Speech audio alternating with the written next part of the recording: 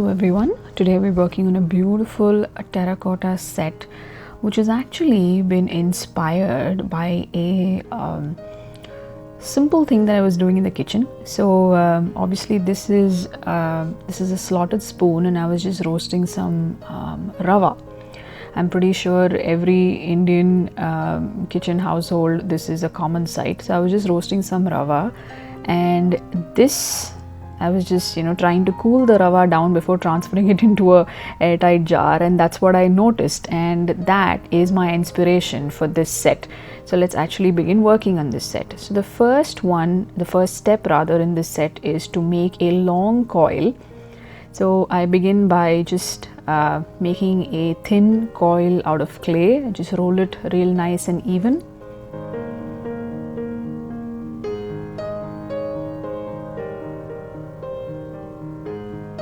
So I cut these about 1 centimeter long.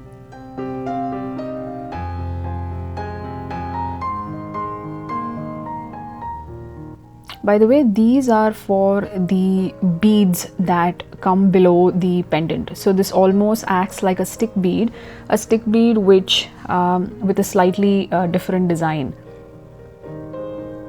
It has this kind of a more tubular form. I would say more of this kind of a cylindrical shape, not a tubular form. I would say more of a cylindrical shape because this is not hollow. And at the base of this I attach a ghungroo bead, and on top is a Nichrome wire, gauge 28 Nichrome wire. This is about 1.5 centimeters in length, and I insert that, and this is how I have these stick beads ready for this particular pendant that I'm going to be working on. So I have these many. Let these dry. You can begin working on the pendant. So I roll a slab of thickness 0.6 centimeters. I smoothen this using my fettling knife. Then I cut out a rectangular form, a rectangular shape. I'm just using my scale for this.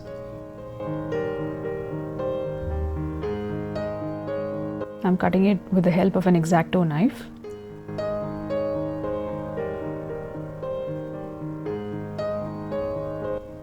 Smoothen the edges. And I'm just using a dowel. This is a dowel that I have. It's about 0.5 centimeters. So this is just to measure a 5 centimeter gap or distance between each of the lines that I'm going to draw on this particular pendant.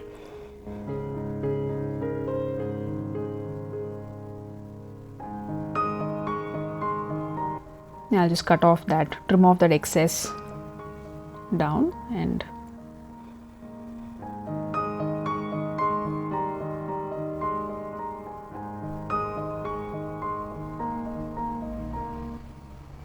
this is just a marking, just a light marking, so that I can go on with my fettling knife and actually draw the lines more clearly. So this is the actual size of the pendant that I want, because it's equally divided.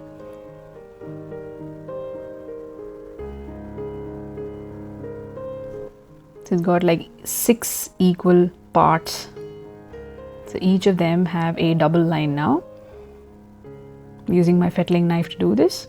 And the same way I'm going to actually make this into a checkered pattern. So I'm using the same dowel, which was 0.5 centimeters thick. Using the same method as well as the fettling knife, drawing a double line. So this just gives me a checkered pattern all over. This is just a brass pipe that I typically use for making holes. And I do this for the entire pendant. It's a completely, it's a through and through hole in this manner. And then using my stylus, I just add a couple of designs, just a few dots.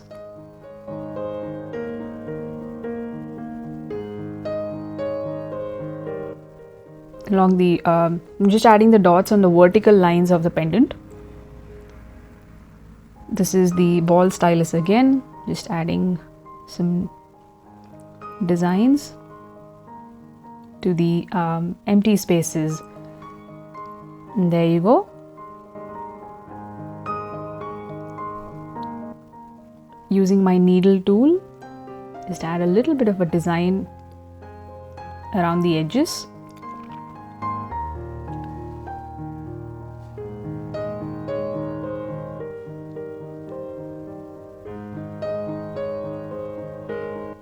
Time for the stick beads. So if you see visibly, there is a color difference, and that's because these stick beads have dried, and it's a lot more easier to attach them when they are dried. Just like, you know, how any other stick bead is attached.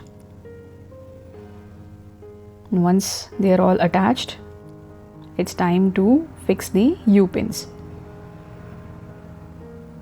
A gauge 24 Nichrome wire U-pin on top, just making sure that they don't appear, rather they are not seen through those holes.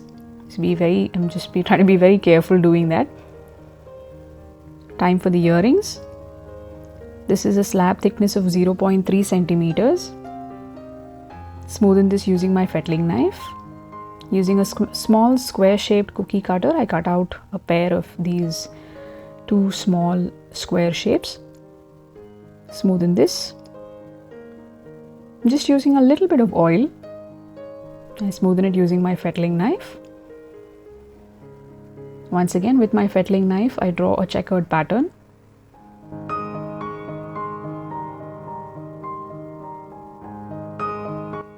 Using my stylus,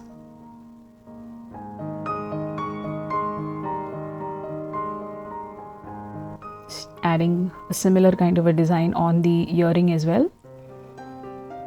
A gauge 26 Nichrome wire U-pin and two of those stick beads at the base. And there you go. These really cute earrings are also done, and so is the pendant. So now that everything is ready, I leave it to dry for a couple of days. I'll probably slow dry it because I don't want the pendant to warp. And once the set dries, it's fired in an electric kiln. Hello everyone, hope you all are enjoying the video so far. So this is just to inform you about the members videos. Now membership videos are back. I will be uploading one video on the 15th of every month, which will be exclusive to members only. So there is a join button, and if you click on that, you'll get to see the perks. So obviously what my channel is basically offering is one video on the 15th of every month. So you can see the details, and if interested, please do join. We have some great content coming up, so let me know if you have any questions, and thank you so much. Let's continue with the video. Now that the pendant as well as the earrings have been beautifully bisque fired, they have a lovely color, visibly lighter, and thankfully the pendant has not warped at all. It's time to paint. So the colors that I'm going to be using are antique gold, black permanent red, and hunter green.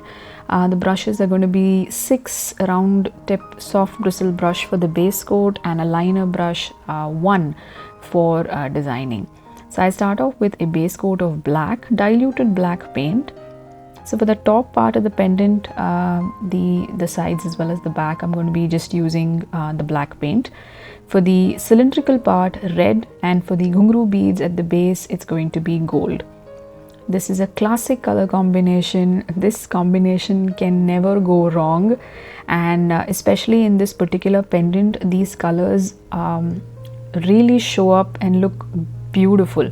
I mean, the designs show well, and it's just, you know, everything just looks really nice. I was super happy with the way it turned out. So with regard to green, because it's a hunter green, it's almost like a blackish green color. So what I did to this is add a little bit of gold paint, which lightens the entire color. The intensity kind of reduces, also gives it a nice metallic sheen. So for the pendant, I begin by applying gold lines with the help of my liner brush.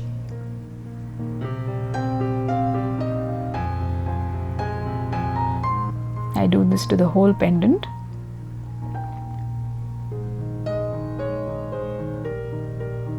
It's amazing how such a daily activity has provided an inspiration for this particular set.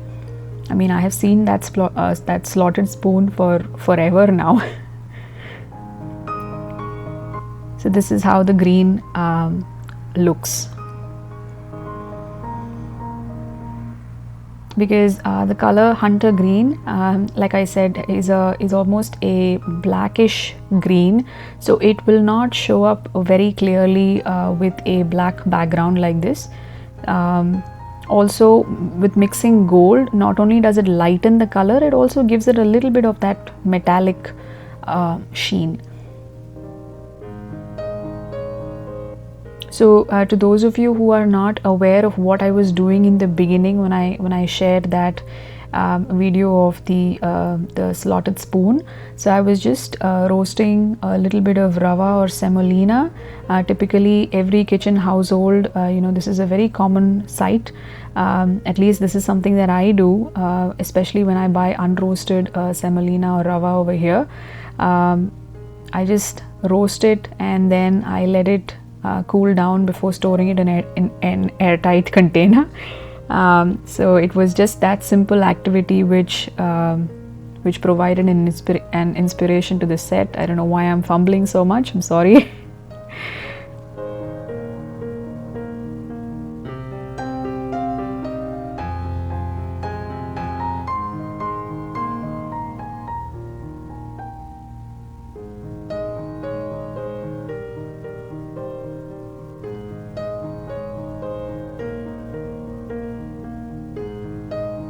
And there you go, the colors are beautifully visible. Now with some gold paint, we're almost at the end of the painting. The pendant is actually quite light, and it's also something that I'm pretty sure can pass off well for a daily wear, and also even if it's to be worn on, like, say, an occasion, it'll still look really pretty. And this is how I've painted the earrings. I think the earrings are really cute. Now that the painting is done, it's time to varnish. This is the product I use. I give it a good shake and transfer a little bit of the contents into a bowl or a container, and I begin varnishing using a soft bristle brush. Now the varnish that I use can be diluted with water, so I typically do that and then begin to varnish. So it's time for assembling. I just use a pair of jump rings, mehendi color earring hooks, this kind of a dory with 2 red thread beads attached in that manner, my set of pliers. Can't do anything without them. So I begin by assembling the earrings.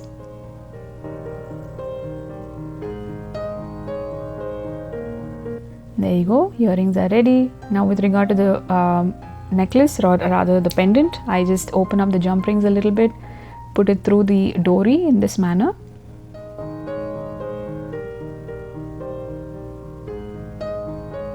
Put the pendant through. So I'm typically very careful while doing this step because even by mistake I don't want it to slip. So there you go, the pendant as well as the earrings. This entire set is ready. Really happy with the way this has turned out. Like I said in the beginning, the color combinations look absolutely gorgeous on this particular pendant. So I really hope you all enjoyed watching this video. Please do let me know what you think of the video in the comment section. Do consider liking the video if you all enjoyed it, and please share and subscribe to our YouTube channel. Thank you so much for your time, and thank you so much for watching.